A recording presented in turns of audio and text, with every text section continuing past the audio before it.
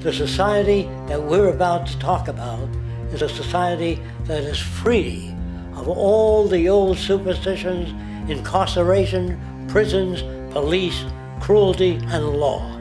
All laws will disappear, and the professions will disappear that are no longer valid, such as stockbrokers, bankers, advertising, gone forever, because it's no longer relevant.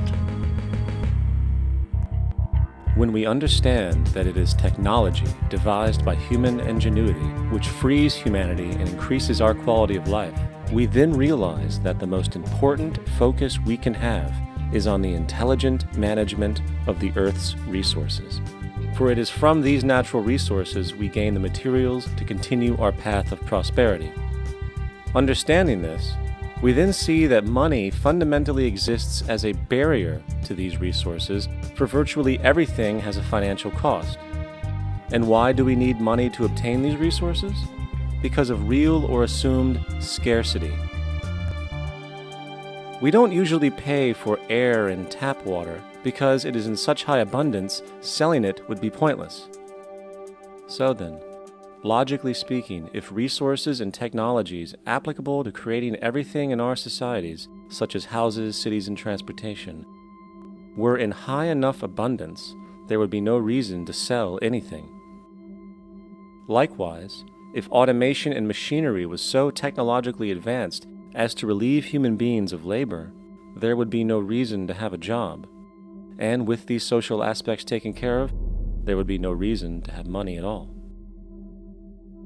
So the ultimate question remains: do we on Earth have enough resources and technological understanding to create a society of such abundance that everything we have now could be available without a price tag and without the need for submission through employment? Yes, we do.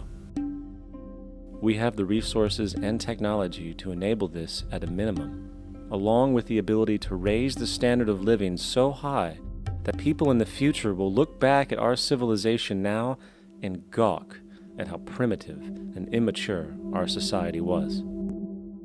What the Venus Project proposes is an entirely different system that's updated to present-day knowledge.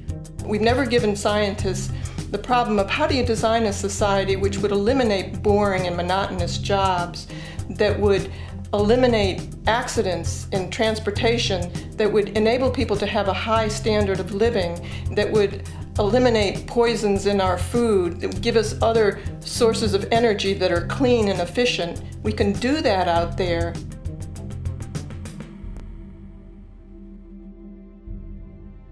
The major difference between a resource-based economy and a monetary system is that a resource-based economy is really concerned with people and their well-being, where a monetary system has become so distorted that the concerns of the people are really secondary, if they're there at all. The products that are turned out are for how much money you can get. If there is a problem in society and you can't earn money from solving that problem, then it won't be done.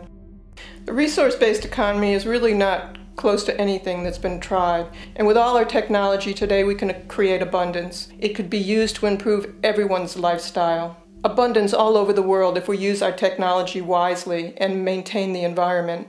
It's a very different system, and it's very hard to talk about because the public is not that well enough informed as to the state of technology.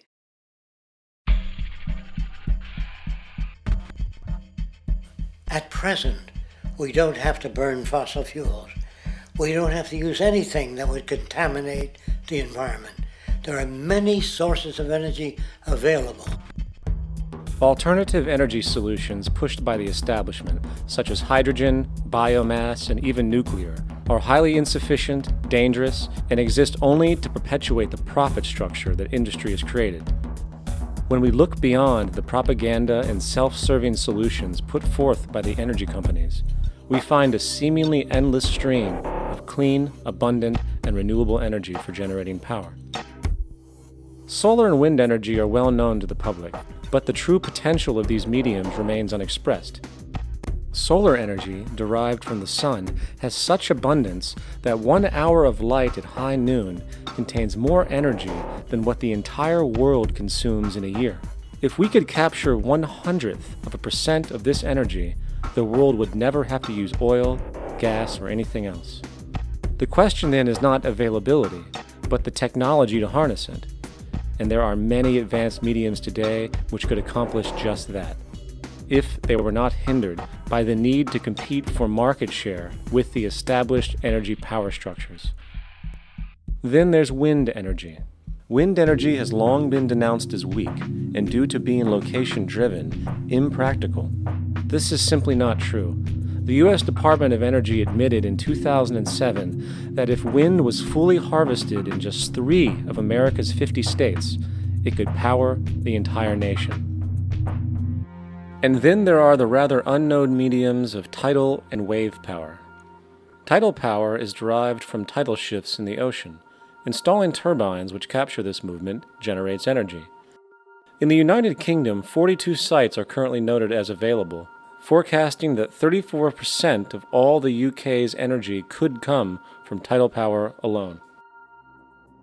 Wave power, which extracts energy from the surface motions of the ocean, is estimated to have a global potential of up to 80,000 terawatt-hours a year. This means 50% of the entire planet's energy usage could be produced from this medium alone. Now, it is important to point out that tidal, wave, solar, and wind power requires virtually no preliminary energy to harness, unlike coal, oil, gas, biomass, hydrogen, and all the others. In combination, these 4 mediums alone, if efficiently harnessed through technology, could power the world forever. That being said, there happens to be another form of clean, renewable energy which trumps them all: geothermal power. Geothermal energy utilizes what is called heat mining, which, through a simple process using water, is able to generate massive amounts of clean energy. In 2006, an MIT report on geothermal energy found that 13,000 zettajoules of power are currently available in the Earth, with the possibility of 2,000 zettajoules being easily tappable with improved technology. The total energy consumption of all the countries on the planet is about half of a zettajoule a year. This means about 4,000 years of planetary power could be harnessed in this medium alone.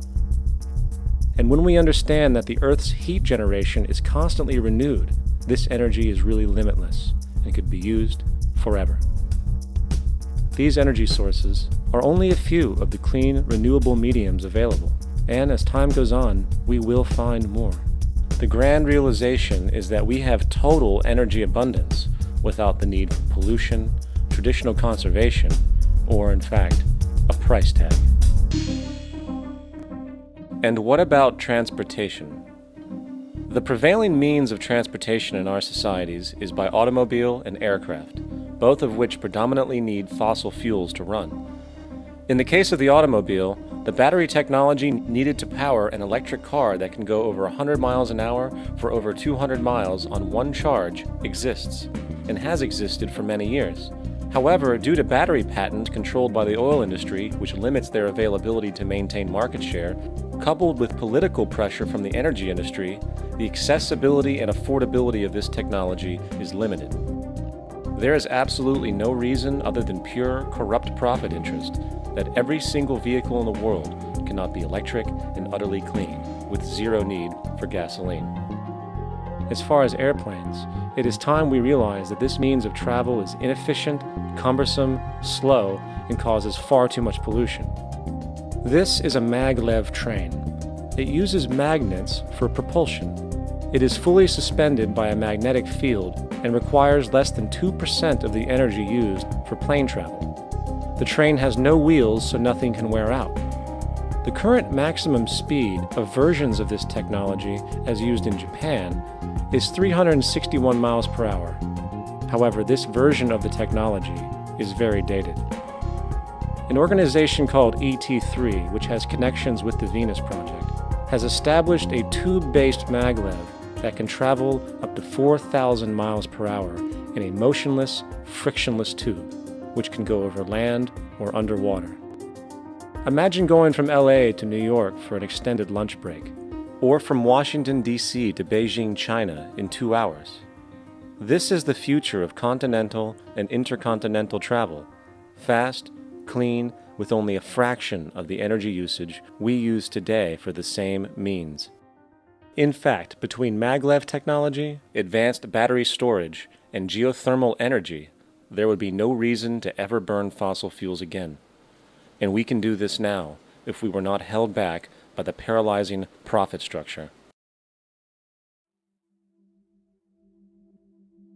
Now, America is inclined toward fascism. It has a propensity by its dominant philosophy and religion to uphold the fascist point of view. American industry is essentially a fascist institution. If you don't understand that, the minute you punch that time clock, you walk into a dictatorship. We're given notions about the respectability of work, and I really look at it as being paid slavery. They're brought up to believe that you shall earn your living by the sweat of your brow. That holds people back, freeing people from drudgery, repetitive jobs which make them ignorant. You rob them. In our society, that is a resource-based economy, machines free people. You see, we can't imagine that because we've never known that kind of world. If we look back at history, we see a very clear pattern of machine automation slowly replacing human labor. From the disappearance of the elevator man to the near full automation of an automobile production plant, the fact is, as technology grows, the need for humans in the workforce will continually be diminished. This creates a serious clash, which proves the falseness of the monetary-based labor system. For human employment is in direct competition with technological development. Therefore, given the fundamental priority of profit by industry, people through time will be continually laid off and replaced by machine. When industry takes on a machine, instead of shortening the workday, they downsize. You lose your job, so you have a right to fear machines. In a high-technology, resource-based economy, it is conservative to say that about 90% of all current occupations could be phased out by machines, freeing humans to live their life without servitude, for this is the point of technology itself. And through time, with nanotechnology and other highly advanced forms of science, it is not far-fetched to see how even complex medical procedures could be performed by machines as well, and based on the pattern, with much higher success rates than humans get today. The path is clear, but our monetary-based structure, which requires labor for income, blocks this progress, for humans need jobs in order to survive. The bottom line is that this system must go, or we will never be free, and technology will be constantly paralyzed. We have machines that clean out sewers. It frees a human being from doing that. So look at machines as extensions of human performance.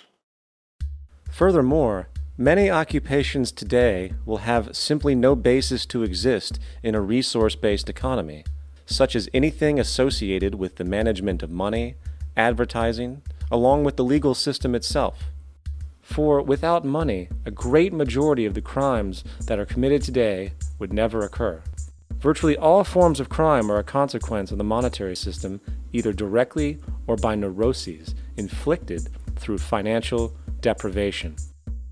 Therefore, laws themselves could eventually become extinct. Instead of putting up a sign, drive carefully, slippery when wet, put abrasive in the highway so it's not slippery when wet. And if a person gets in a car they're drunk and the car oscillates a great deal, there's a little pendulum that swings up and back, and that'll pull the car over to the side. Not a law solution. Put sonar and radar in automobiles so they can't hit one another. Man-made laws are attempts to deal with occurring problems, and not knowing how to solve them, they make a law. In the United States, the most privatized, capitalist country on the planet, It should come as no surprise that it also has the largest prison population in the world, growing every year. Statistically, most of these people are uneducated and come from poor, deprived societies. And, contrary to propaganda, it is this environmental conditioning which lures them into criminal and violent behavior. However, society looks the other way in regard to this point.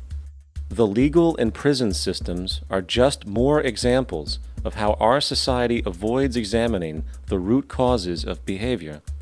Billions are spent each year on prisons and police, while only a fraction is spent on programs for poverty, which is one of the most fundamental variables responsible for crime to begin with. And as long as we have an economic system which prefers and in fact creates scarcity and deprivation, crime will never go away.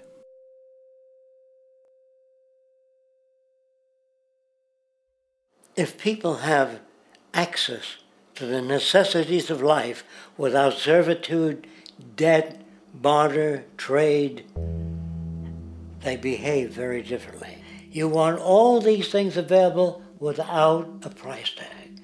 Now then, you gotta have a price tag. Well, what'll motivate people? Man gets everything he wants, he just lay around in the sun. This is the myth they perpetuate. People in our culture are trained to believe that the monetary system produces incentive. If they have access to things, why should they want to do anything?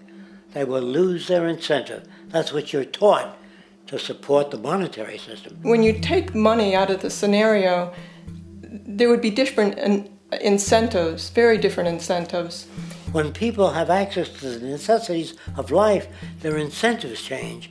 What about the moon and the stars? New incentives arise. If you make a painting that you will enjoy giving it to other people, not selling it.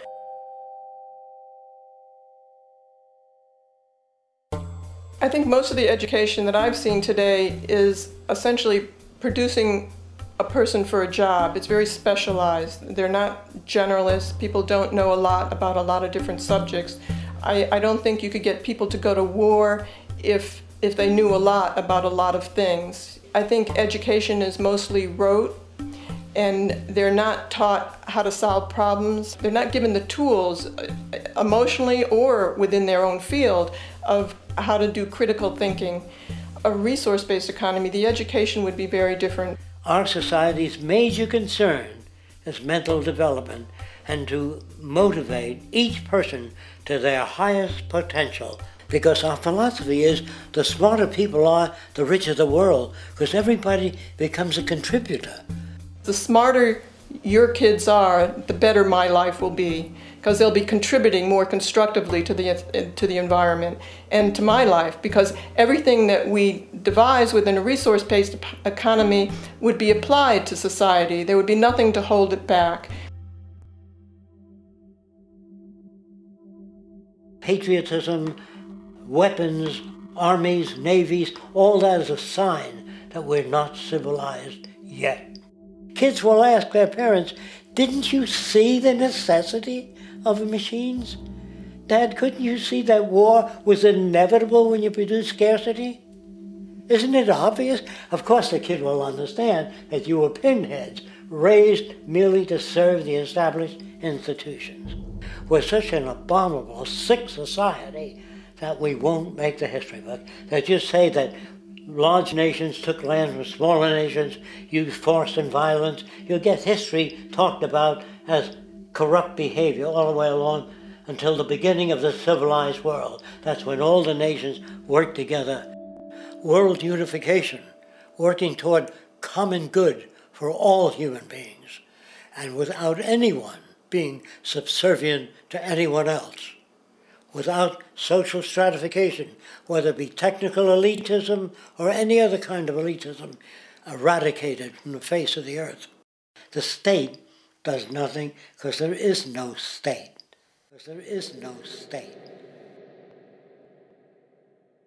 The system I advocate, a resource-based global economy, is not perfect. It's just a lot better than what we have. We can never achieve perfection.